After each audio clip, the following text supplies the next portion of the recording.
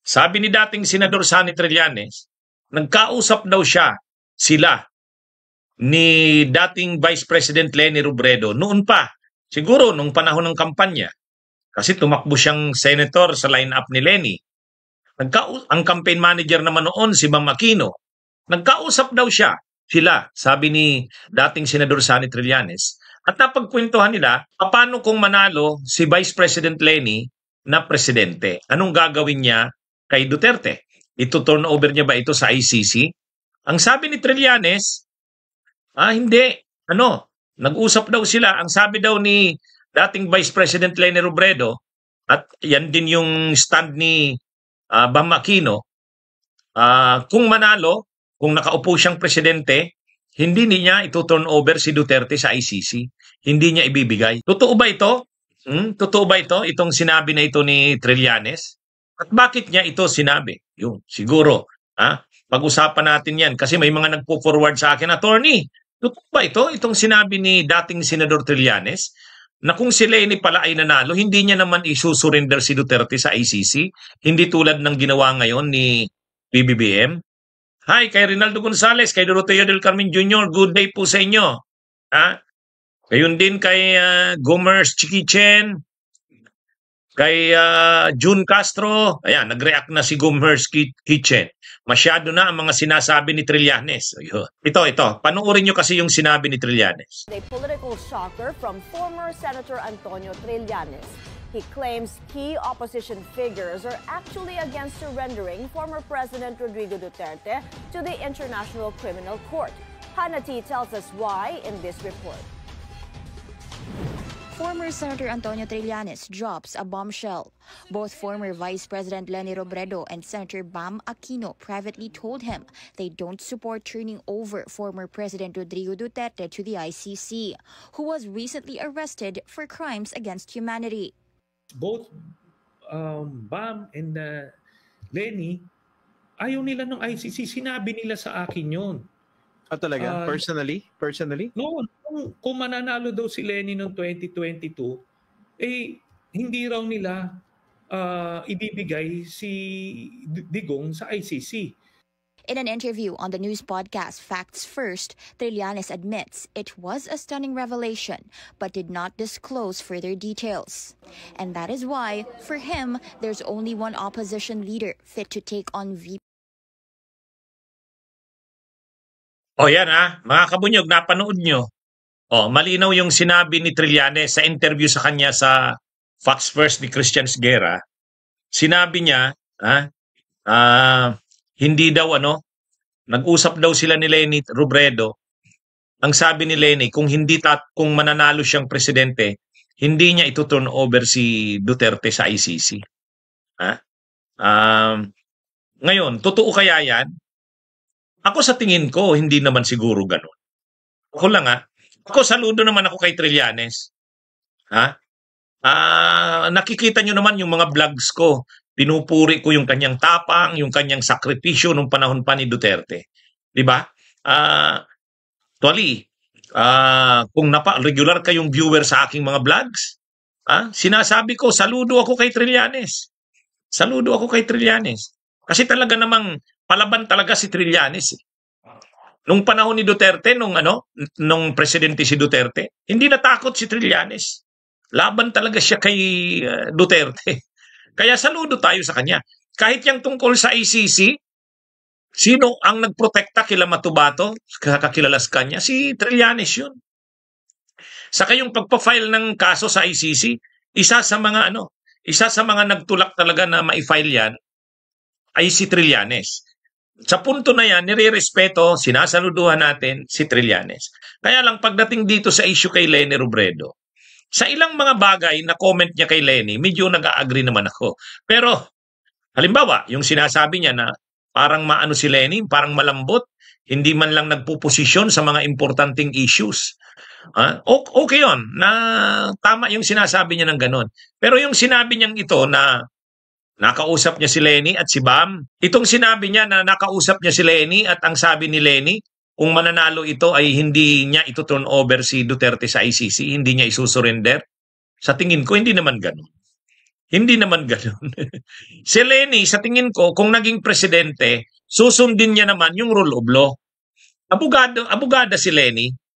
Abogada siya at saka maano naman yan sa human rights.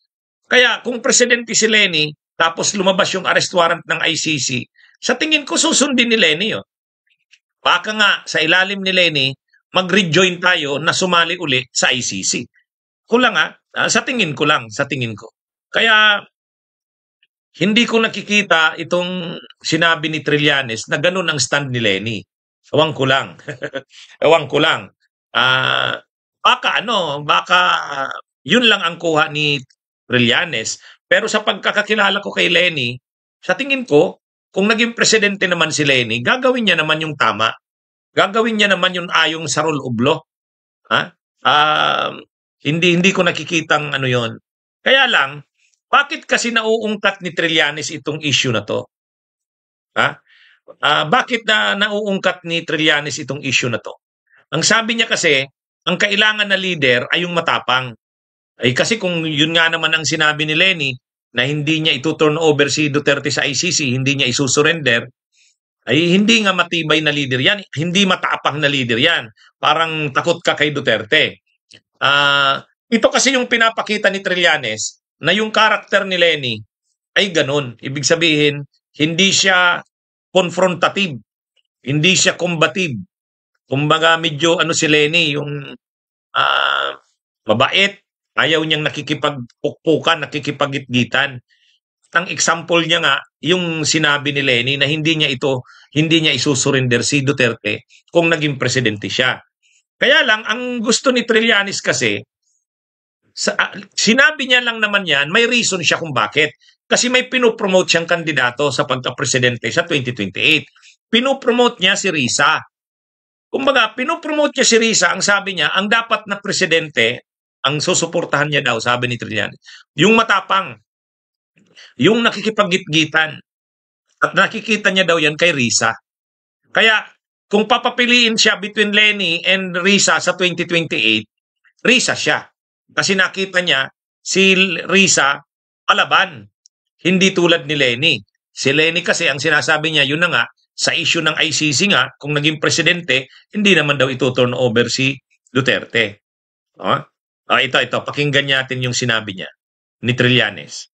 Trillanes admits it was a stunning revelation, but did not disclose further details.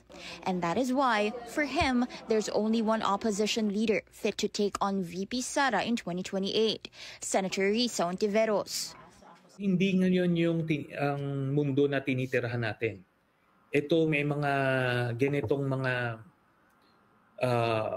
evil forces at play. So kailangan mo nung kayang tumindig. At si Senator Risa has demonstrated that time and again. He says Hontiveros consistently stood her ground against the Dutertes and has fearlessly called out the VP. He rules out Aquino and Robredo. While both are good people, he says they have made compromises that weaken their stance. Si Senator Bam Aquino, for example, kasi bakit? Ngayon niya, kakokus niya, kabloke niya yung mga Duterte block. Sa akin, hindi ko kaya yun. Under any conditions, gusto ko man ng committee o whatnot, hindi kaya ng sikmura kung makasama ko sa caucus yung mga Duterte block. Aquino now chairs the Senate Committee on Basic Education after voting to retain Senate President Cheese Escudero's leadership. Meanwhile, Trillanes criticized Robredo's meeting with VP Sara in Naga City last year. While it's a friendly gesture, Trillanes says that undermines her ability to stay critical. Kaibigan niya si Sara Duterte. Remember, pinapasok nga niya sa bahay niya, hinost niya doon. So, paano mo ngayon mapapanagot si Sara kung magpe-presidente si Leni? He also noted her silence on VP Sara's impeachment, which he believes points to a possible cooperation. Trillanes says this contradicts the opposition's agenda of holding the powerful accountable. Hontiveros previously said she still regards Aquino and Senator Kiko Pangilinan as political allies, even after they joined the Senate majority. BNC is reaching out to Robredo and Aquino.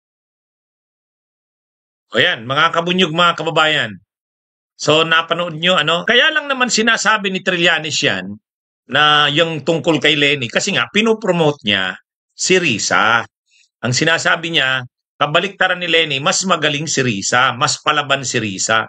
Sa panahon ngayon, dahil maraming evil forces, ang Duterte ay gustong makabalik. Kung siya ang tatanungin, si Risa ang gusto niya. Dahil nga sa karakter ni Leni na hindi ganun katapang, hindi nakikipaglaban sa issue. So yan yung punto ni Trillanes. Ngayon, anong masasabi natin dyan? Kung akong tatanungin ganito, okay lang naman na pinopromote ni Trillanes si Risa. Okay din naman yung sinasabi niya na kumpara kay Leni, si Risa ay matapang. Kaya ito yung napipili niya na gawing manok sa 2028. Kaya lang, pwede naman kasing i-push niya, pwede naman kasing i-promote niya si Risa na hindi niya na kailangang tirahin si Leni. Yan naman yung nakikita kong parang mali. Dapat, kung si Risa man ang mapili na kandidato ng oposisyon, dapat hindi mahati ang oposisyon. Hindi dapat Kung sangayon ako yung mga sinabi ni Trillanes, na halimbawa, si Risa talaga, iba naman ang karakter kay Leni. Si Leni may pagkamalambot. Si Risa, palaban. Totoo yun, sang-ayon ako doon. Pero, kung si Risa man ang maging pambato ng oposisyon, dapat hindi mahati ang oposisyon. Dapat hindi magkawatak-watak. Kumbaga dapat, kung tatakbo man si Risa, dahil suportado rin siya ni Leni at ni Labam. Mahirap na mahati. Kaya, ang sa akin lang, sana hindi na ito sinabi ni Trillanes itong mga issue kay Leni Robredo.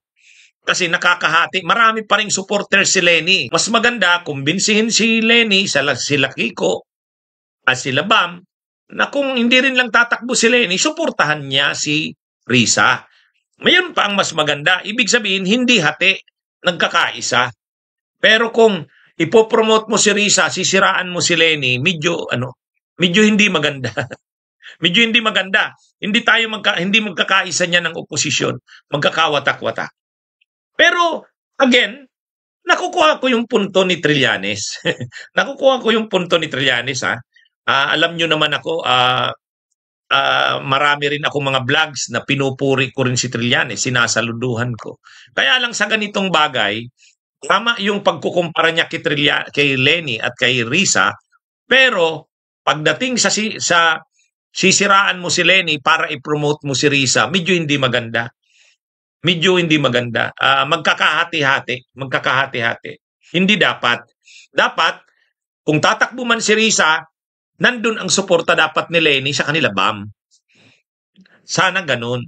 Para mangyari yon, wag nang tirahin si Leni. Unawain na lang na si Leni, ganyan ang karakter ni Leni. Ganyan ang karakter. Wala tayong magagawa. Ganyan yung karakter ni Leni. Iba yung style niya kaysa kay Risa. Yan yung yan yung masasabi ko dyan. Sana makuha ninyo yung punto ko. Wala tayong problema kay Trillanes. Talagang matapang yan, palaban yan. Kahit panahon pa na presidente si Duterte, lumalaban na yan. Saludo tayo. Yung pagkukumpara niya kay Leni at kay Risa, tama yon, nakikita rin natin yon. Pero hindi na kailangang siraan si Leni. Hindi na kailangang siraan. Pwede mo namang i-promote si Risa na pero suportado pa rin ni Leni at ni Labam. Kaysa kasi sisiraan mo si Leni, magagalit si Leni at yung mga kakampings. Baka hindi na nila suportahan si Risa na pinupromote ni Trillanes. Yan lang. Yan ganun lang yung mayroon lang mayroon lang tayong ganung nakikita. Okay? O sige mga kabunyog, mga kababayan. Sana naging malinaw yung ating paliwanag tungkol sa isyong ito. Magandang araw sa inyong lahat. Mabuhay po tayo. Bunyog, bunyog, halikan na kasama ka. Bunyog, kapag buklod ay may pag-asa. Luzon, Visayas, Mindanao, isa ang pananaw. Sa bagong Pilipinas ang bunyog isisigaw. Bunyo